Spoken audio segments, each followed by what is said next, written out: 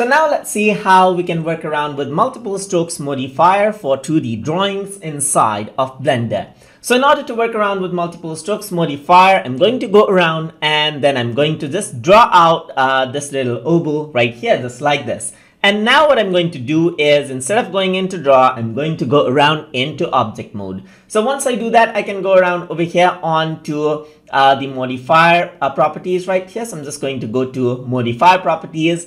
And then over here, you can see add modifier is an option. So once I click on add modifier, you can see that I can go around and then I can work around with multiple strokes right here. So there's multiple strokes as an option, as you can see. So I'm just going to click here.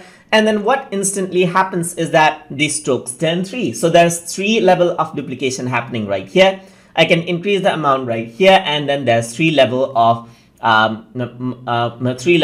multiplication happening, as you can see. You can also increase the distance between these strokes right here, as you can see, and that is what happens. And you can work around with the offset as well to increase and decrease its side. You can work around with the fade as well, and what happens is that it fades out just like this, as you can see. And you can work around with the fade option right here. You can work around with center fade right here. You can work around with opacity right here, just like this. And you can work around with thickness over here as well. And you can see that you got these kind of effect. And that is how you can work around with multiple stroke modifier for 2D drawings inside of Blender.